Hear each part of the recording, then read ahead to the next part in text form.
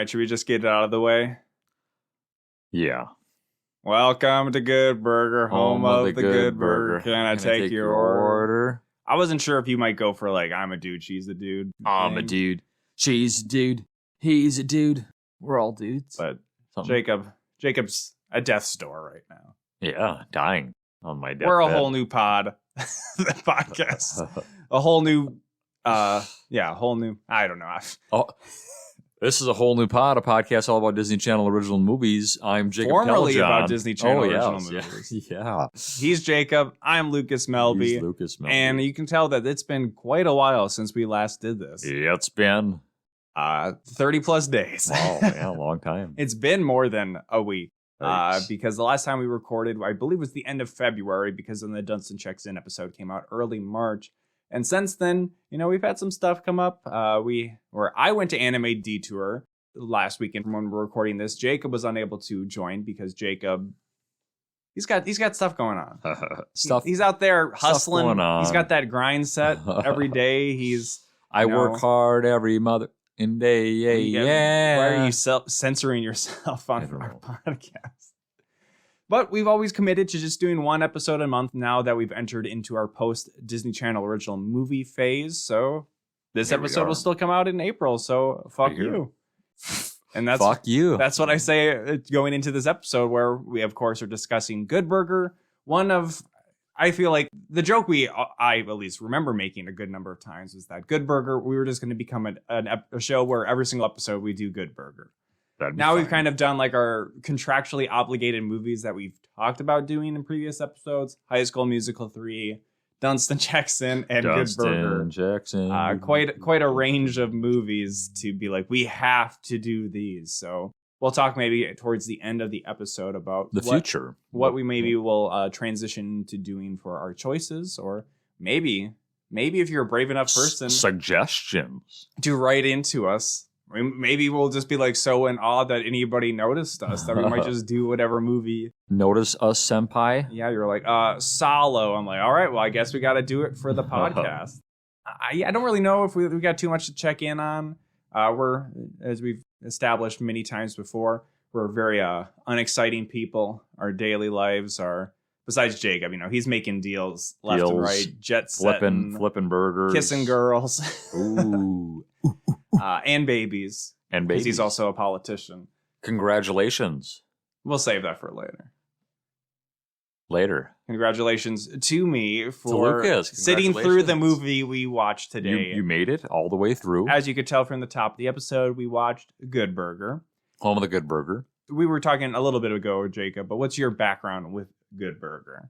I mean, like, we were just bits and parts of the movie. Like, I completely maybe just tried to block out as a kid. Maybe thought it was too spooky, or I don't know, just creepy, or I don't know. I mean, like, there's some weird stuff going on in Jacob's citing a specific part in the latter half of the movie. Not that Good Burger generally was too spooky. No, I mean, like, I didn't even remember that like it was just like a bit on all that. I didn't remember that. So this movie came out in 1997. So for context, me and Jacob are old, but we're not that old. So this movie would have come out when we were 4. Yeah. So in kind of like an SNL, Blues Brothers, Coneheads, insert, Night at the Roxbury. Yes. This was a spinoff of the Nickelodeon sketch show, the kids sketch show, all that. Where there was a recurring sketch with other people, but primarily Kel Mitchell. Not even Keenan, I believe. I don't think Keenan was in at least the early Good Burger sketches. Because the first group of all of that ran from like 91, I think, to 1996 or somewhere in there. And, they kind of rotated through cast like SNL did. So I don't know when Keenan joined that group. But Keenan and Kel, their show was then, the first season was in 1996. So this would have been right around the time where maybe they had gotten through one season of Keenan and Kel. And maybe the second season was airing, and this was kind of coinciding with that or whatever.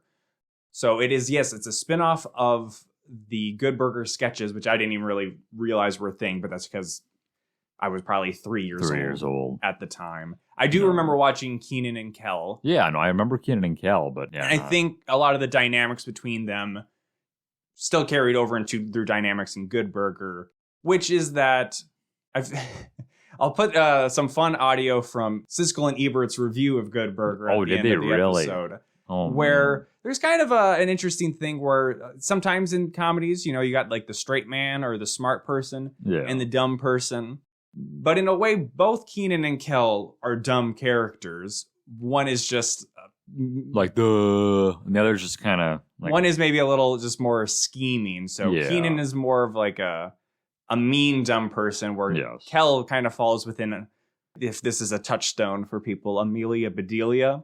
That name sounds familiar. Where he just takes everything very literally, the kind of like, hi, I'm hungry. Hi, hungry, I'm dad, that kind of dumb shit. Sometimes he got genuine laughs out of me in the movie. Oftentimes it was more of an eye roll. Yeah. So it's silly. It's silly, fun stuff. That's what we're here to talk about.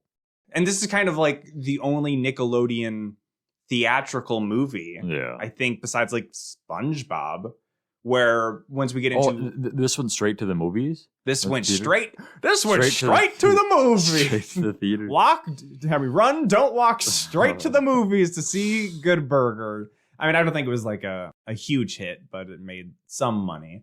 But when we get into like deeper era of Disney Channel original movies or Disney Channel series, like the Lizzie McGuire movie went to theaters. Yeah. Hannah Montana movie went to theaters. Yeah. Nickelodeon never really has another breakout thing. They do their own TV movies, but not even to like the same extent as Disney Channel, where a lot of them are just kind of like extended episodes. Yeah. Which I've noticed because there was some talk. I think one person suggested we did all the Nickelodeon movies. And I looked at what the Nickelodeon original movies are, and it was a lot of kind of like iCarly Goes to Japan, where it's 2 episodes combined or 3 episodes combined, or the Rocket Power movie. And I'm like, I ain't watching that shit. Yeah. You got Good Burger. Rocket Maybe Power. There might be 1 or 2 later on. Because there's one with Gibby from iCarly that's kind of like a Sopranos reunion movie. Oh. And it's also only like 50 minutes long. So that kind of hits 2 things for me, as well as maybe we'll do the one with I think, well, maybe Ariana Grande was in a couple, but maybe we'll do this Ariana one didn't Grande necessarily one. Like, that was what, hour 45? I think hour 35. Hour 35. And like the first half of the movie I thought went by really quick, and then it really kind of just like hit like a stale. It kind of stalled. Yeah, so talking about my last time I've seen Good Burger, I'm pretty sure it was when I was in middle school. And the reason why I don't remember the second half of the movie is because it was getting towards the end of the school year, and I was in orchestra. And end of the school year, especially if you're in a class where you don't have finals, you just watch a movie. So we had a friend of mine at the time, Jake Severns, brought in Good Burger. So second to last day of class or whatever, we watched the first half of Good Burger.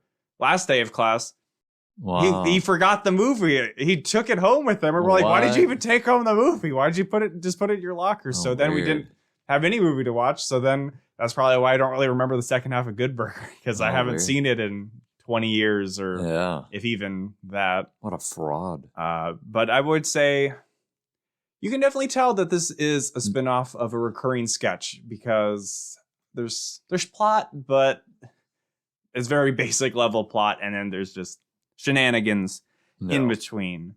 Unless you got anything else to add. I would just say just I mean, and you can tell the movie it's very 90s, from the music to, I don't know, just the style and the clothing, and it was like a time traveling back, 20 years, 30 years. You could say Good Burger is a period piece. It is. Maybe Good Burger 2 is a period piece. Oh. Just debate of whether we'll do Good Burger 2. Have you seen it? No. Neither have I. That's not, I mean, obviously we're getting into an era where maybe we're watching movies that one of us has seen already, but I'm not going to watch. I'm only watching Good Burger 2 if it's for the podcast. I'll just say that. Certainly not going to double dip on it. So yes, let's just get into the movie. We get a kind of a fun, maybe one of the higher budget sequences. Probably not, but we get a stop motion sort of assembly of a burger with the credits overlaid. Bunch of like goofy faces on the burger. Yeah, there's drawn in like ketchup and mustard. Yeah, and lettuce, and just all the ingredients are just slapped on this burger for all the ingredients. More like Jacob's like, lettuce, no. Tomato, no.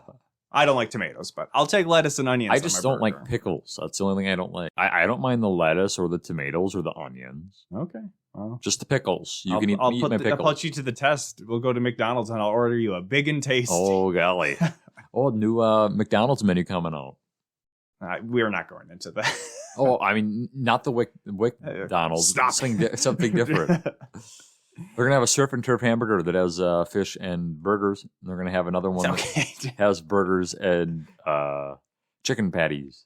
Okay, the McGangbang. Gangbang, yeah. They're making that like a thing for the menus. Well, then it just ruins the fun of it. Yeah. All right. Well, we're talking a good burger, and we know it's a good burger because right after we get the opening credits, hard cut to, we get the line, "Welcome to Good Burger, home of the good burger. Can I take your order?" And this is our co-main character, Ed, played by Kel Mitchell, who is taking an order, of course. And then somebody says, "I want one good burger." So then he turns, but then a good burger floats out of a bag and has eyes and starts talking to him. Yeah, this was a pretty trippy, weird beginning. I mean, we find out that it's a dream sequence, but I'm like, what is going on? There's other floating hamburgers around. Like, I was kind of, I was wondering if he was actually at work, but like if he was like tripping, like it was Ed on, it's hard to say. Or marijuana, or I would say at least he's a stoner. Ed has some mental deficiencies, I think we could say. But he wakes up in his uniform, in his bed. And then he goes and takes a shower in his uniform, in the shower. First he hits his alarm clock and goes, a clock. And then he has a big box of dots next to him. Oh, nice. And I think this is the only shot we see of either Ed or Keenan's character, Dexter's house. This is the only time we see any of them inside of their house. Do people that eat dots have mental deficiencies, you think? You can ask my mom if that's what's wrong with dots. Have you ever had tropical dots? Those are pretty good. Those are good. They're very sticky to your teeth. Unless maybe they've changed. I didn't say they were good for. No, they're very sticky. Yes, and as he was in the shower, we're also getting him already singing, "I'm a dude, he's a dude, she's a dude, we're all dudes," which I'm sure came from one of the sketches. Yeah. At some point. He's roller skating to work, I think, also singing the song again. Always singing. He comes there's several. He has encounters with several. There's people. A lot of stuff going on the way to work. He runs into girls playing jump rope or whatever, and he runs into the girl that's jumping, but it gets wrapped around her leg, so he's dragging her while he's rollerblading, and she's just hitting her head hard, smashing her head, kind of like you would, behind a horse, in Western times. He's getting dragged behind him. He gets that girl off of him. He runs into a lady with a baby, and then he's has this baby, and then he goes down a big hill into people playing basketball, and then the basketball and the baby get swapped, and the people start using the baby as shooting into the hoop, and we physically see an actual baby it drop through a hoop. It's in slow motion, so I'm sure is safe. As safe as you can do that to a baby, but hey. Well, obviously, we'll shortly get to... There was a 5-10 second clip where you see them just throwing around a ragdoll baby around. So it was funny. We'll shortly be getting to the reveal that Dan Schneider is in this movie. He's Dan Schneider, a writer of the movie and a small, quite on the set, not very good actor. No, so yeah, and so is Brian Pack. Obviously, these names are in the cultural conversation right now because of Quiet on the Set, which I think ultimately is kind of just in the vein of maybe we shouldn't have child actors. So I was bringing it up to be I'm sure this was safe for the baby, but at the same time, maybe we shouldn't have babies needing to go through hoops at all. But, parents with babies and stuff, if you watch The Rehearsal with Nathan Fielder or Nathan For You as well, you can kind of see just show business parents kind of maybe don't always have the best in mind for their children. Here in my notes say Ed is basically Amelia Bedelia, which Google that. Was that a show? No, it was a series of books. The name's familiar. So yeah, Dan Schneider, we'll eventually see he is Mr. Bailey, I think, the manager I recognize of Good Burger. We're getting some establishment of the rival burger chain Mondo Burger, which is across the street from Good Burger, getting set up or getting built and soon to be opening. We meet Dexter, who is Kenan Thompson's character, who is getting down with his last day of school, where I thought his I thought Sinbad, hey, this is our second Sinbad movie we're doing on the podcast. It seemed like Sinbad was kind of like a disco-loving guy, but maybe it's more just like 70s love. Stuck in like the 70s or 80s, like very elaborate disco-looking suit. He's got an afro. He calls Keenan brother Reed. Brother Reed. Basically, Keenan, his mom is out of town. He's got his mom's car. He's driving it. He almost hits Ed, who's making a delivery for Good Burger. Yeah. And in the way of him avoiding Ed, he crashes into his teacher's car, Sinbad's car. Like $1,900 worth of damage. Sets up the basic He's got to work, got to pay for that car. He needs to get a summer job to pay off the car. The teacher makes a comment like, I ain't trying to send another brother to jail. Or something. I don't know. There's some fun stuff where it's like, oh, you don't need to get the cops involved. Oh, okay. Well, how are you going to give me the money? Oh, I'll pay you off. And then he's like, oh, well, I don't want you to get a summer job. Let me just call your parents. No, don't call my parents.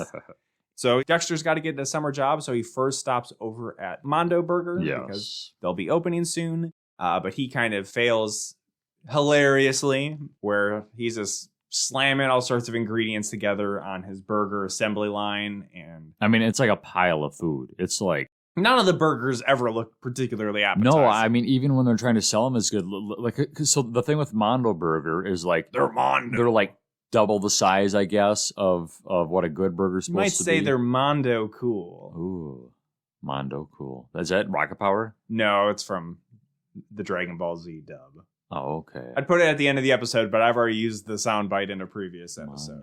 Mondo, That's right, boys. Mondo Cool. Ooh. So yes, they're big burgers, like Lucas said. They don't look very appetizing, though. They just some of that is that they're not actually real burgers. They're, no, prop meat or whatever. That's fair. Prop meat. Mondo Burger, surprise, surprise.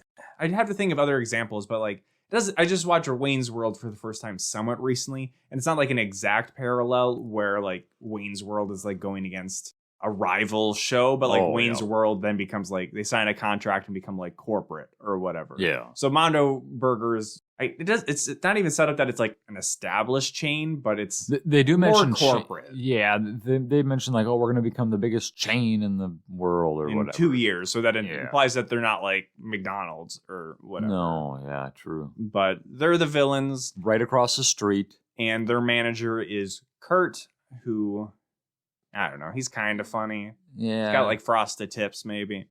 He doesn't immediately fire Keenan for being bad at making burgers. He does it because Keenan like makes a bunch of dumb jokes while he's talking. Then Keenan loses his job, and then pedophile Brian Peck shows up at Good Burger as upset customer because he ordered a Good Burger with nothing on it, and Kel gave him just 2 buns, so he didn't get a burger at all. Yeah. Well, I mean, he did ask for nothing on it, so. And then he assaulted a child. We'll leave it. We'll leave it. It's true. He served jail time. Well, not for prison time. Not upset customer. Upset customer. He's just upset, but I hear he's a really nice guy. With some paintings by John Wayne Gacy. Yikes! Yeah, that is true. That was him. And then Ed sees Dexter, who is drowning his sorrows in drinking strawberry shakes. Good shake after good shake. Yeah. Some other things on Good Burger's menu we don't see are good chunks, which I assume maybe are like chicken nuggets or something. I think there's also a good chicken sandwich. Oh, sounds pretty good to me. Yeah, I'd be down for something good. Anything good. I don't actually. So at this point, Dexter like recognizes Ed. Yes, but I don't think he like immediately places that where he knows him. He doesn't know that he and I don't know if that like into him. Ever actually comes up the rest of the movie that he like puts it together. Like, no, he does. There's a point where Ed's walking through the door and like he ends up knocking over the old guy. The old guy's like laying on his back, and like I don't know, he like stumbles through the door and he's like, "You're that guy that that made me crash my car." So he does figure it out because he stumbles around. But obviously, and they make eye contact or something. But I don't really feel like it changes Dexter's actions because the stuff he does, I think he would have done anyways. Yeah. He's always kind of a jerk. Ed tells Dexter, "Hey, you can work here if you need a job." Yeah. And he gets set up to be like a delivery driver. Ed is a very sweet man. Very sweet. sweet man. But Dexter doesn't ever have his license. That was part of also what he was getting in trouble with his teacher. It was a year, like in like a year or something, right? Maybe it was. So implying he's 15. 15, yeah. But then he also never drives the delivery vehicle. I think Ed always drives the vehicle. See, and we also don't know how old Ed is supposed to be because, well, Keenan's, or I guess, I'm going to get all the names messed up. I think Ed is at least like 18 to 20. Yeah, so Ed we don't think is going to school. Well, Keenan's character is, but it's summer break now, so. Mm-hmm. And then we meet the rest of the crew at Good Burger. Some of them, like Fizz and Dee Dee, don't really matter that much. We also have Otis, who is a 77-year-old man, sometimes on an oxygen tank, played by Abe Vigoda, most likely known by people for The Godfather. We have Spatch, who is a big, chubby guy who is the fry cook who only grunts, and he's in the movie Varsity Blues. I recognize that. Not Another Teen Movie and Karate Dog. Yeah, with Chevy Chase. Bang. And then also Monique, who ends up love interest for Dexter. Dexter, yeah. And then Ed takes Dexter on a wild ride in the Burger Mobile, which is a car that has a burger on its front and then fry windshield wipers. Yeah. And then kind of like a shake top. It's pretty janky looking. It's not even like, it doesn't even look good. It's like, I don't even know. No, it does not look good. It's rough. As Ed is driving it around wildly, he says, now that's what I call fast food. Or something. And Lucas rolls his eyes. Lines. Yes. So we should probably turn this off. I don't even know where they... I don't know if we see where they deliver this But this is where they break the mailbox, so, right? Yeah, I think that's maybe just like, they stick Sinbad's it to Sinbad mailbox. again. They're just breaking more shit. Yeah, Sinbad gets it pretty bad this movie. And he doesn't deserve it at all. He's just maybe a bit of a dweeby teacher. But yeah. I mean, he deserves it if this was post Jingle All the Way. But it wasn't post Ready to Run. Then it is the grand opening of Mondo Burger, which is like a giant towering building across the way. It's very large. It has a peak at the top of like a fake big burger. Yeah, there's no reason it needs to be this big. Well, it's Mondo Burger. So it's bigger, yeah. I mean, so it's got like a red carpet. They've got like a live brass band playing. Grand opening. But then they open it and it's like it's just basic maybe like lobby. 3 or 4 registers. Yeah, it's possible. So it's like, where's all the space? Yeah, the inside isn't very cool. They could have did more. We'll eventually see that they have like a back area of like a giant like burger factory conveyor belt thing. So I guess maybe that's what the size is. Basically like a conveyor belt, how they make their burgers. And then we get a montage of Mondo Burger getting all the business and Good Burger like having nothing going on. They have no work. The one day I think they only made like $40. People are going home early. Dan Schneider is pissed. He's not happy about it.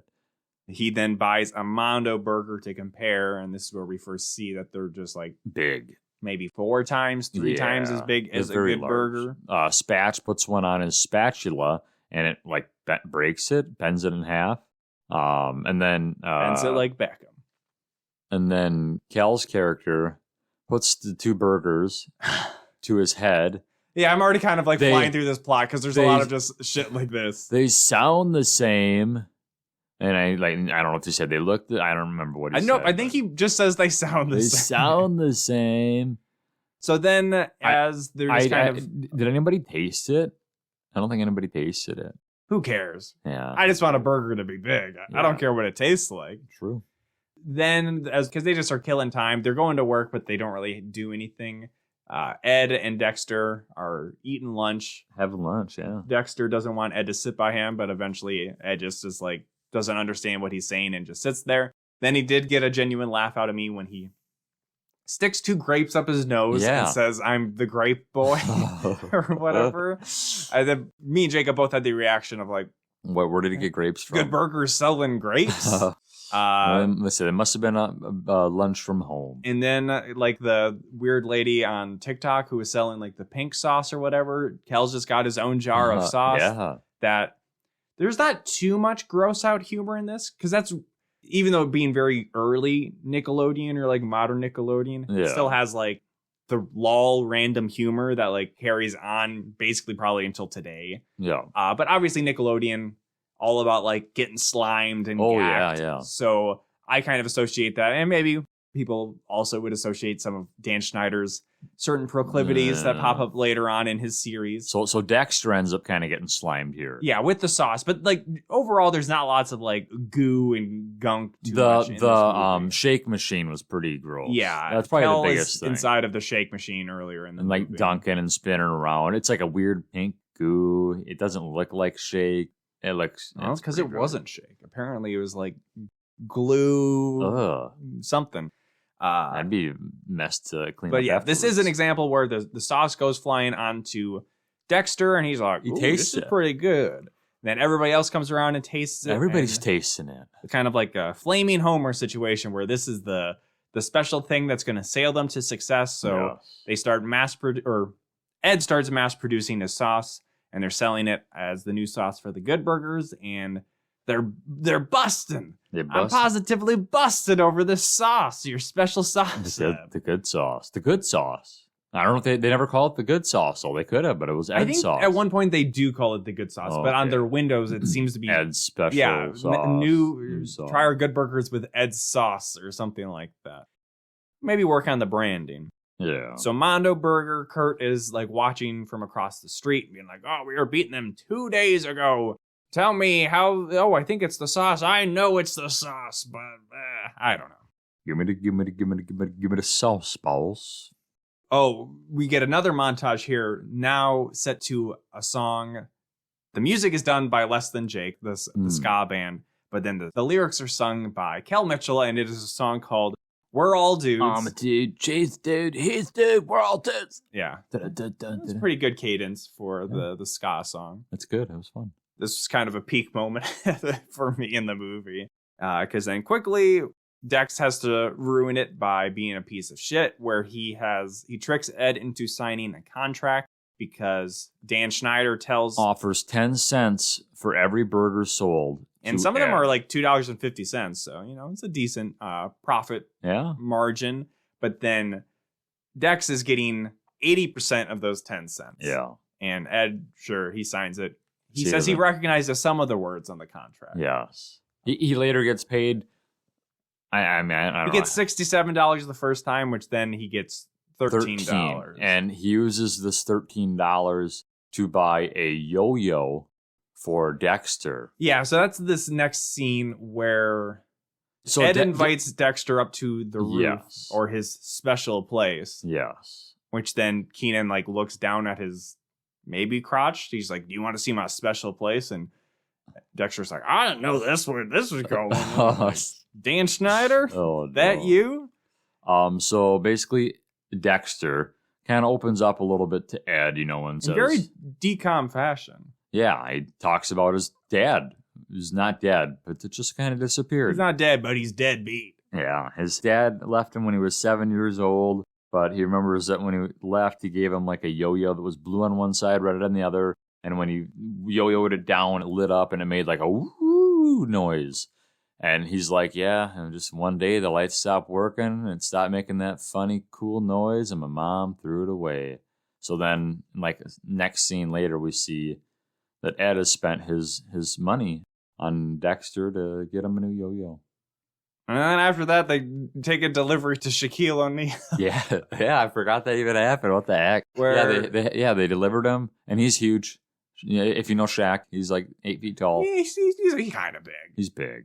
He's very large. He takes a big bite out of the Good Burger. But first, it's like another dumb, goofy, crazy car chase, or not chase, but just driving there. Is there another thing with Sinbad? No, that comes later. Sinbad at this point has just shown up and be like, "I'm getting the big booty burger at Mondo Burger." Yeah. I'm like, all right, I'm listening. He does raise the amount that Dexter owes him from like $1,900 to $2,500. Yes, but getting back to Shaq, they get into the locker room, and then he's getting interviewed by like 10 people to see Shaq, and they run up to him in slow motion as they play the theme from Chariots of Fire. Yeah, do do do do do. And then Shaq's like, I wanted tomatoes on this bitch. And Kel's like, that's okay. I got them in my pocket. He pulls them out of his pocket, his front pocket, not like a pant pocket, his front, Is that okay? Would you take tomatoes out of a front pocket? If it was in the pants pocket, that'd be a little bit worse. The front pockets, it's like a SpongeBob thing. I feel like that happens in a SpongeBob episode where he pulls out something out of his pocket, some kind of condiment. You know what? I agree with you. Front pockets, probably less lint. Yeah, not as bad. And then he takes a giant bite out of the burger, and he's like, "That was good. This shit good. How do you like that sauce on there, Shaq?" And then he's like, "Ooh," he does the thing where the GIF where he's like, doesn't he goes like ooh and like moves, looking at like a cat shuffle. or a dog or something. And then Ed grabs the microphone for the TV and just says, "We're on TV," and says all of his catchphrases. He says, "Welcome to Good Burger. I'm a dude," and I'm like, "Yep, that's this movie." Check mark, check mark, check mark. Yep, did that. Ed just roller skating to work the next day, and Kurt, the manager of Mondo Burger, pulls over, gets him into the vehicle, and is trying to convince Ed to jump ship, but Ed is too stupid or so smart that he just plays so stupid. Yes. And Kurt is like, I can't get through this guy. So then he sends in, I guess, his employee, but she doesn't really seem to work at Mondo Burger, but she's on Mondo Burger's payroll. This is Roxanne, played by Carmen Electra, who enters into Good Burger, where they play a cover of Roxanne by the Police. Roxanne. But it's, like Good Burger style. Everybody's checking her out, of course. The old man is... Including, Abe Vigoda. Looking at her butt. I was looking at her butt at certain times in the movie because she's getting flipped over onto her face all the time. That's true. Yeah, she takes a beating in this movie. And she tries to seduce Ed and asks him on a date. And Ed's obviously oblivious. He's not into it. He's like, oh yeah, very. You can tell she's very annoyed by his. He's like, I want a date. I'm silly, and then he's like, I'm silly. And then. It comes up where, Ed or they Dexter, double date. Dexter wants to maybe ask Monique, but he's too scared. And then Ed just asks Monique and she's like, sure. So then it's Roxanne and Ed and then Dexter and Monique going on a double date. They go to medieval times. I thought it seemed like a place I maybe went to when I went to San Diego area in high school for an extracurricular activity where I think it was called Camelot or something. Whereas a mini golf course and arcade.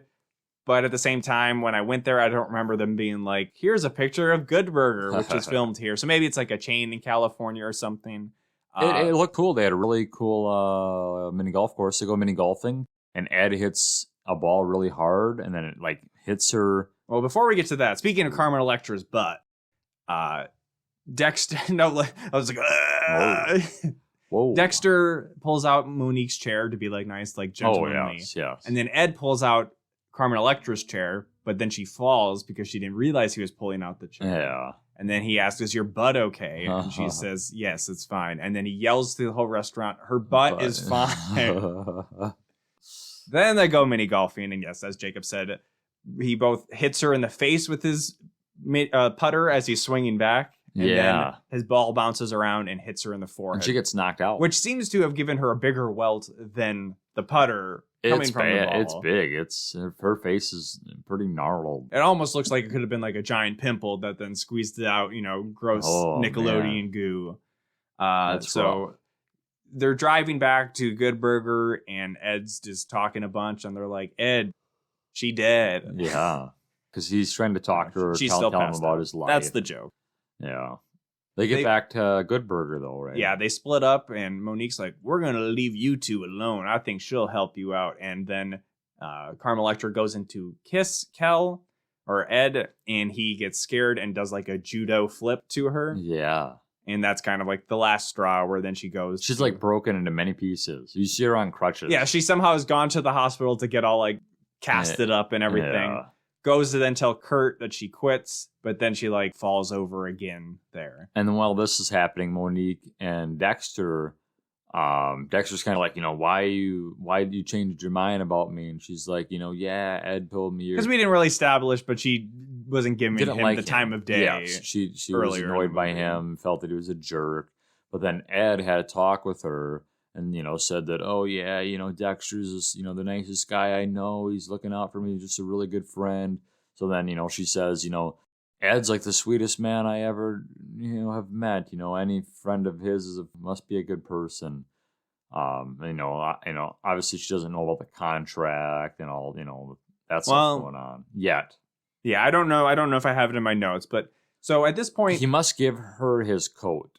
But he's wearing it. They both have like coats on at this point, I think. I'm not sure. Maybe he did give her a coat, but he forgets his coat, and his coat just happens to still have his contract with Eden. Yeah. So she sees the contract and she's like, "You're a piece of shit." Basically. She ain't wrong. So no girls. They get no girls. They got no bitches at Good Burger. No biatches. And my next note is dogs won't eat Mondo burgers. No, there's this homeless dog that comes up. And it's like barking, and Ed can seemingly understand what it's saying. And he's saying there's clowns trapped in a car or something. Or their car broke down. And we later do see clowns together in a car broken down saying, "Where's that dog at?" So that was kind of funny. I mean, they don't say fuck. But yes, they offer the burger to the dog, so they think the dog's homeless, hungry, whatever. And it's just like, it's like very disgusted by the Mondo burger. But they give it a Good Burger and it just munches it right up. And before this happens, Dexter is going out because Monique has just told him that she saw the contract. Yes. So he feels bad, so he's going to probably tell Dexter, hey, or Ed, I'm rescinding the contract or whatever. But all this dog stuff comes up and they're like, ooh, that must mean there's something going wrong with Mondo Burgers. So what are we going to do? Well, it's the 90s, so they're going to dress in drag and go into Mondo Burger as a couple of ladies. Naturally. And sneak into the back. This was the clip that Siskel and Ebert featured for the movie. Oh, wow. Which is Keenan just going, water. And then they sneak into employee entrance, which is just unlocked. And they discover that all of the Mondo burgers they're transported along like a conveyor belt, but then workers do like an eye drop of this like growth hormone or chemical or whatever to make them grow in size when they go through like the baking part. They just look gross. They just don't look appetizing. I don't know. It's not good. I might fuck with the Mondo burger. I mean, the Good Burgers don't look that much better. Sometimes the sauce just looks like tomato soup. So. Yeah, people love the sauce. But then they get caught by Kurt, and if my notes are correct, Mondo Burger, beyond using, as they discuss in this scene, illegal chemicals, they've got like the local mental hospital. Yeah, this was on kickbacks or something. They have a corrupt connection there where they're able to get Kel and Keenan committed at Demented Hills Mental Hospital, which maybe its name doesn't imply, but this movie is not necessarily the most sympathetic representation of the mentally ill. We see a table of people. Somebody is... Jacob thought it was so over the top that they were just hallucinating. Yeah. So when they're at Mondo Burger, they do get like... I think it seems like when they're at Mondo Burger, they get like locked in like a room, like a holding room or something while they're there. Ed was like, you also thought this was all happening at Mondo Burger. Yeah, I'm like, no, Jake. Dude, it's like weird. So like, like it's an actual mental institution, and like there's people like eating playing cards, doing a lot of. There's like, I don't know. There's a lot of weird, crazy stuff going on. This is a point. I mean, obviously, this movie came out almost 30 years ago, where I can be like, well, actually, because it's maybe been hinted at some episodes, but I actually work at like a modern mental health care facility. So stuff could be different back then, but at the same time, this is still not the most generous view of people. There's just a guy hitting himself over and over in the head with a ping pong paddle. Somebody's eating playing cards. And I'll tell you, Linda Cardellini is not a patient at my facility, but yes, Linda Cardellini from Freaks and Geeks, Velma from the live action Scooby-Doo movies. This apparently was her first film role where she plays Heather, who introduces herself to Ed as I'm a psychopath. Yes. And she was good. I liked her. She was good. Ed does tell her she's the prettiest psychopath he's ever met. That is true. At one point, the Mondo Burger people go to Good Burger to like poison Ed's sauce. which they say it's like shark poison. Or, yeah. I don't know. And the old guy sees him doing this. Abe Vigoda apparently sleeps at Good Burger. So they take him and lock him up in the mental institution also. Yes. So he's just in there. Like, that guy doesn't really talk very much at all in the movie, but he's in quite a bit of the movie. He has some funny lines, including, I think I broke my ass. Oh, yeah. This sauce is so good, I'm glad I'm not dead. Yes.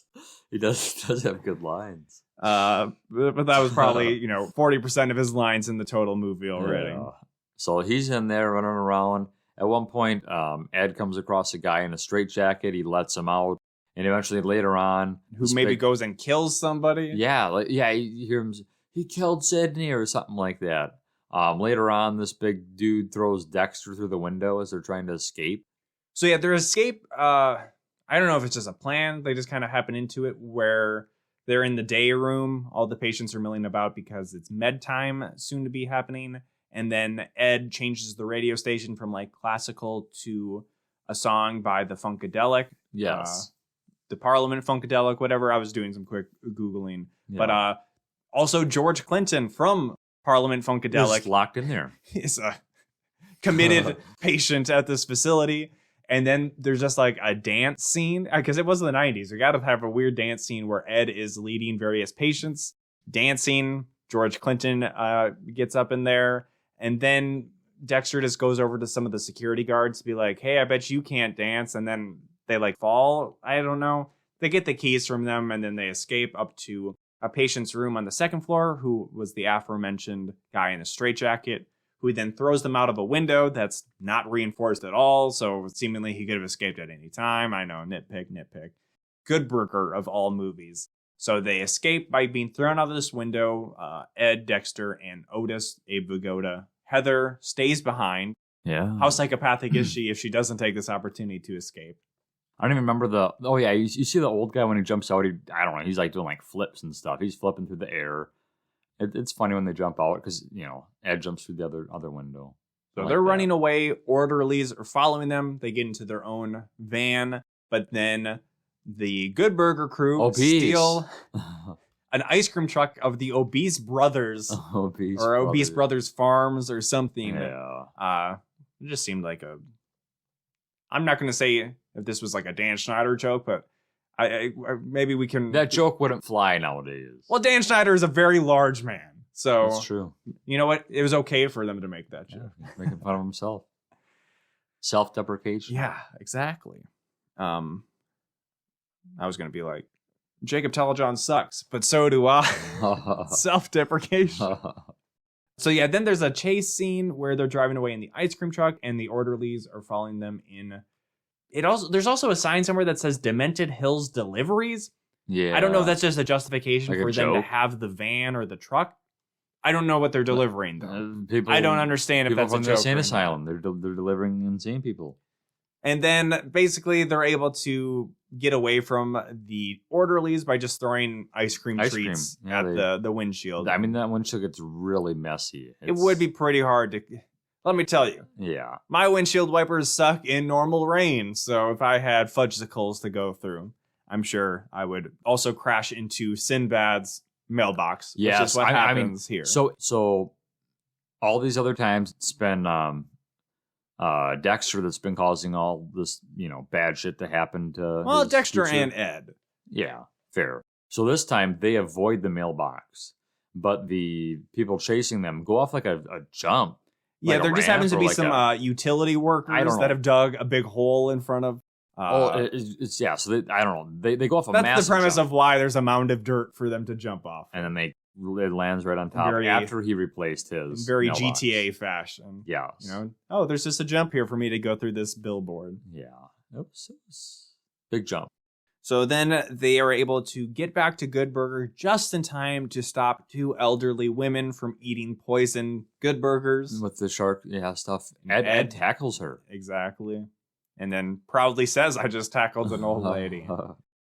Yeah, then they're like, okay, you guys stay here and don't give this sauce to anybody. We're going to go break into Mondo Burger. So they break in and they just start causing mayhem. And at this point, some of it was just, I don't remember. It gets really slow here. This is like a really... Jacob maybe liked the interlude at the insane asylum. I was just like, what are we doing here? And then it's like, oh, they're breaking into Mondo Burger again. And this is like even less exciting because they just are randomly scaling the roof because Mondo Burger is getting a delivery from Frito-Lay's of pretzels. Oh, yeah. So that they jump onto the delivery van. So for like Lucas, it was basically like 20, 30 minutes of dead time. It felt at least that much. Yeah. So yeah, they got to like scale up like the fake burger and stuff on it. And some of it's through like a air vent. You see them go like head first, you know, kind of like cartoony style down the. Just like in Dunstan Checks In, they land into a laundry basket, so it's all they're all safe. Yeah, they can land on their head. Then the plan is that Dexter distracts all the crew by like going into the kitchen and being like, "Yo, mama!" And then they all chase him, and then Ed is supposed to get a container of the growth hormone, but then he finds, or he kind of like accidentally dumps them one into Kurt, the manager of Mondo Burger, has regularly threatened people with his grinder. Oh, yeah. This is the grinder of meat. And then Ed just starts pouring a bunch of the chemicals into the meat, which then starts getting large and starts exploding. Yeah, it's pretty gross. We don't get like a setup of like Willy Wonka or something where we see the entire process of how these are made. It's just like, well, there's meat being mixed up here. At some point, they become patties. The patties go through like a baker. And then once they go through the baker, they become giant because of the growth hormone. Yeah. And I don't know if I'm really skipping over anything. Because of all these chemicals in it, they start to explode. I mean, it's like the burgers. But they're like huge because he's added so much serum to the mix. I mean, they're big. I mean, like 30 burger I wouldn't sizes. want. They're like a car seat. Yeah, I wouldn't want to be eating one of these. And when they explode, it's like really gross. Yeah, because it's like, you know, the fake burger meat, and then they all seem to be like at least medium rare, so it's a lot of like raw bloody stuff and flying around. It's pretty gross. So then there's like customers in the restaurant. They're running out. They just like break windows randomly. Yeah, I don't know, windows shatter as they're trying to escape. Of course, Sinbad is there. He's getting a big booty burger. He's rolling up. Yeah, to get his big booty burger, and then the giant fake burger literally crushes his car this time. It wasn't just like a little ding. I mean, it completely smashes it, totals it. It's fudged. Yeah, he can't pay his way out of that one. But Dexter comes up and hands him some money, like, here, got half your money. Yeah, and it seemed like, in a way, I don't know. Like he was. I'm like, I don't believe he would have had. He said, this is about half of what I owe you. So that would have mean he had like $1,200. So we're supposed to believe that he made that money from the sauce. But how much time has passed? The first day that they got all of that money, he got like $40. Yeah. Who knows? I'm sorry, Good Burger. I'm going to say, ding, that was a CinemaSin right there. CinemaSin. So that would have had to been at least a month. So then I don't know if it's supposed to be like, oh, because your car is broken, I don't owe you the rest of the money. But that's not how it works. He does say a comment like, I'll owe you like the other half after summer or something. He does say that I'll owe you the other half. But he's like, you know, good luck with your car though. You know, something like that. So then Kurt gets arrested. I had floated like, why is it an insane asylum? And I was like, why wouldn't they just have like the cops on the payroll? They should have locked Kirk up which makes there. sense. Like, oh, well, this is probably because the cops arrest him at the end, which is like, oh, the cops are like, yes, this is clearly illegal chemicals. Obviously, we need to arrest you. I don't know. I thought that was stupid. One cop is coming out with a giant burger patty, and I'm like, why didn't that one explode? Why did they explode at all, actually? There was too much meat to handle. There wasn't enough room for the meat to go on. I don't know. So then they walk away, Ed and Dexter, and Ed explains. Well, Dexter says, "Why didn't you just take one with you? Why did you pour it all in there?" He's like, "Well, this was calculated because I thought maybe I'd take one, but then I'd probably get caught, and even if I didn't, you know, this would just be taken to court, and our corporations and our legal system are corrupt, where they just would get tied up in litigation forever, and nothing would probably happen." So that was kind of a, I don't know, funny but realistic bit to come at the end. So then it's like, oh, is Ed secretly smart and just pretending to be dumb? Again, look forward to the clip of Siskel and Ebert at the end of this video or podcast. This is a podcast, by the way. About occasionally a video podcast. About movies that aren't DCOMs. And then Dexter says, we're real friends and friends don't need contracts. So he tears up the contract. They go back to Good Burger. Everybody celebrates, lifts Ed on their shoulders, and then sets him down. And we end as we began with Kel saying, Welcome to Good Burger, home of the Good Burger. Can I take your order? Exactly. Then we get more of We're All Dudes by Less Than Jake and Kel Mitchell. I'm a dude. He's a dude. She's a dude. We're all dudes. Which is still a fun song, but listening to more of it, it's like, yeah, Kel's maybe not the best singer. But that was a Good Burger. At times, better than I remembered. But then by the end of it, it's like, yeah, they're really kind of stretching. Even at 95 minutes, this is kind of stretching their premise pretty far. And that's kind of where I land. It was okay. Yes, Ed and Dexter could have stopped 9/11, by the way. Damn right. Jacob, any final thoughts for you? With that sauce would have, swayed him otherwise. Or some exploding Mondo verse.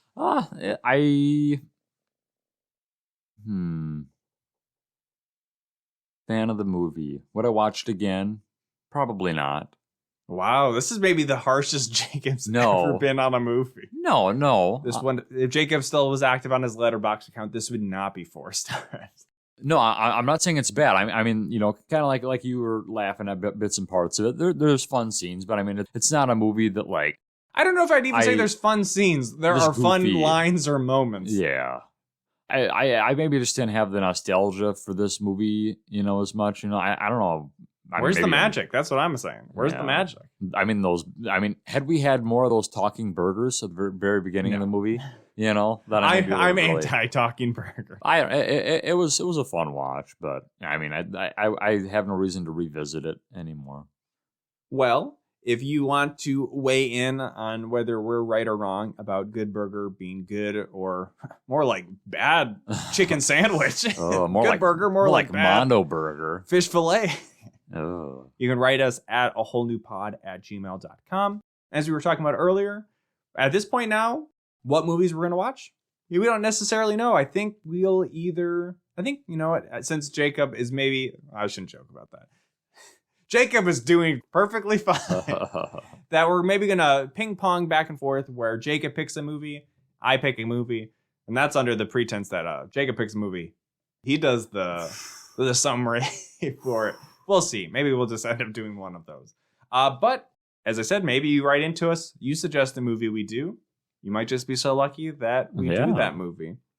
So that email again, if I didn't say, wholenewpod@gmail.com. Briefly did, never remember Keenan and Kel in any iteration. They could stop 9/11. Don't have a whole new pop to do. It was weird when we went to the store before going to Anime Detour. I saw 12 packs of new Baja Blasts. Oh. But I didn't see any bottles. I'm like, well, I'm not going to commit to a whole 12 pack. Yeah. But then when I went to the store less than a week later, they were completely gone. Do you remember what the flavor was called? It's like fruit punch. I looked them up. I think maybe they just got put out too early. Oh. So we'll be on the lookout for those. I did not see them at the vending machines yet at work as well, but there's a lemonade one and some kind of fruit punch. So those sound potentially interesting. I did have, once the Lenten season passed and I was able to drink pop again, I actually had a Coca-Cola spiced, I think. Those are good, aren't they? I actually, They're really I almost good. bought another one for myself. So that was a pretty good soda if you were desperately wondering how I would weigh in on it. No Oreos this time either. No Oreos. There's like churro Oreos. Yeah. If I was going to buy them, it's like, well, only for the podcast. But, so this was months ago that I floated doing this. My parents have been going through the attic at their house because they're thinking of moving or whatever. Yeah. Because they're old and they want to go retire somewhere that's further away than from many of their family. Fair. Well, we don't need to go into that here, but something that came across my way, because there's lots of old school stuff up there, was some kind of short story I wrote in 6th grade. Oh, shit. That I was like, oh, this seems interesting. And I flipped to like the end, and then I read like the final lines of this. I'm like, oh, yikes. This went some places. So I thought it'd be like a fun little trip down memory lane, or really not memory lane, because I don't really remember this at all. Yeah. But I will read you The Field Trip by Lucas Melby. There always was an old rundown circus in town. That's quite a way to. Okay. You can still see the ragged tent cloth, the rusted over cages of animals, all in a great open area.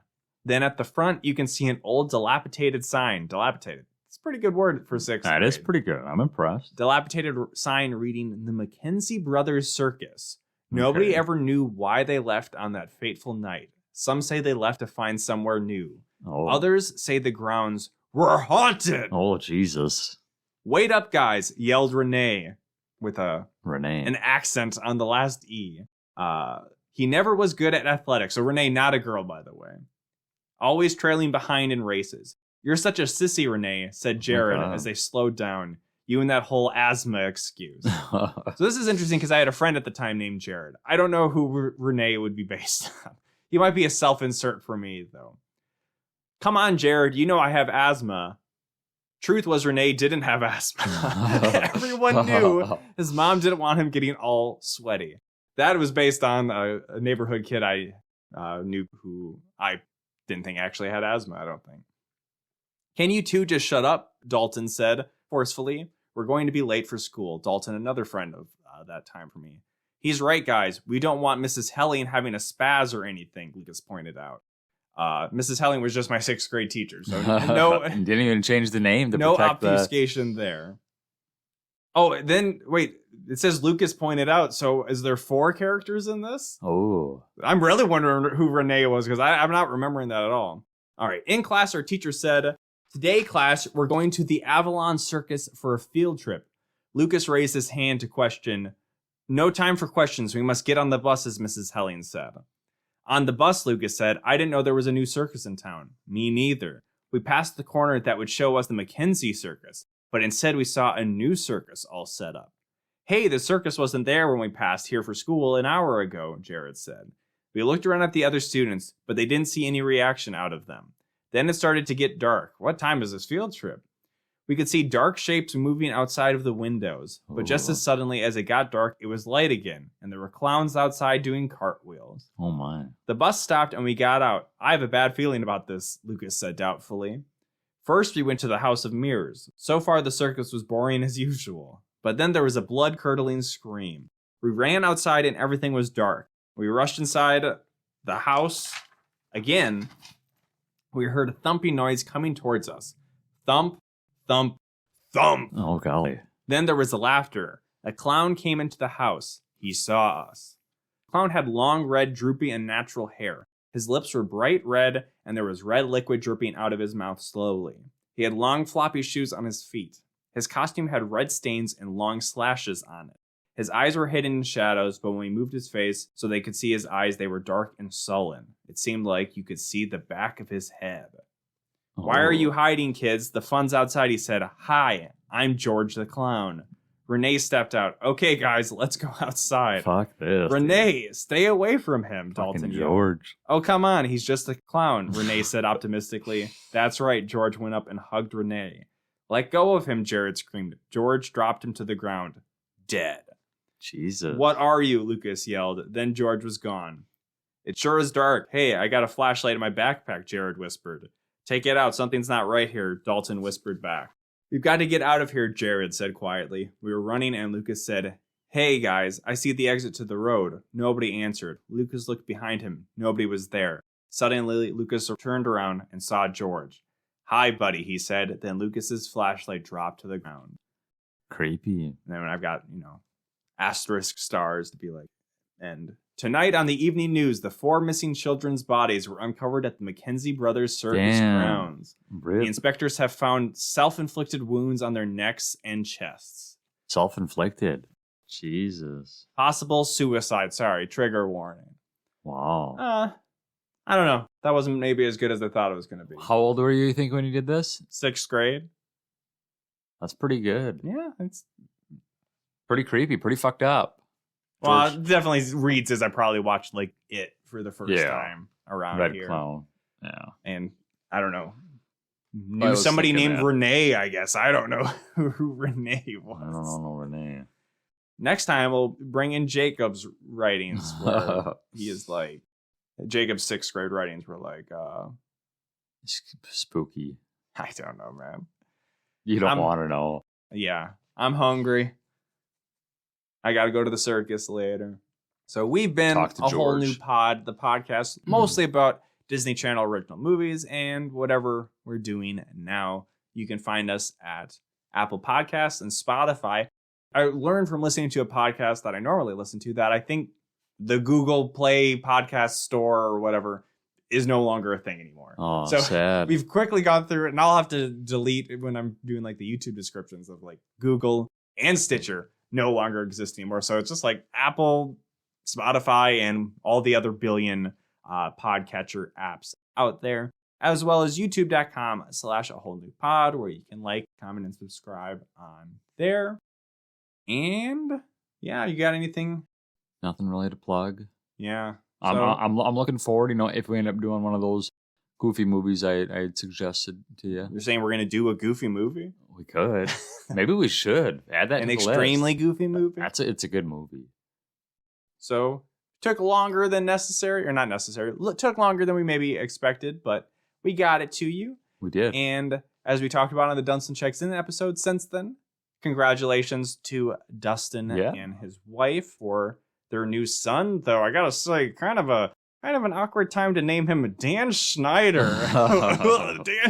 Dan Schneider Lavak. Yikes. Quiet in Dustin's house.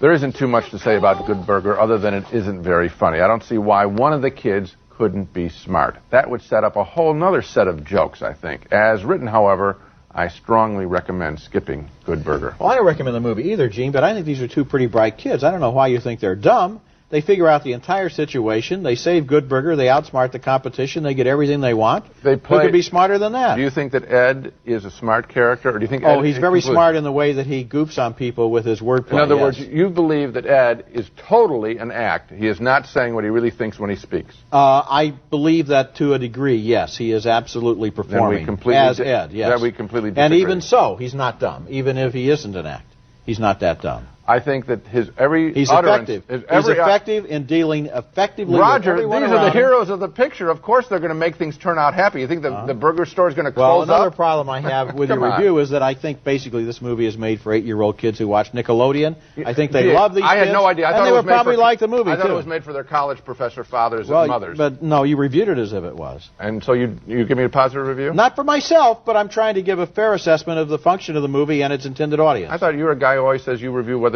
you think and not try and predict what the audience is going to think. Well, if I have been useful to our viewers, I'm very grateful.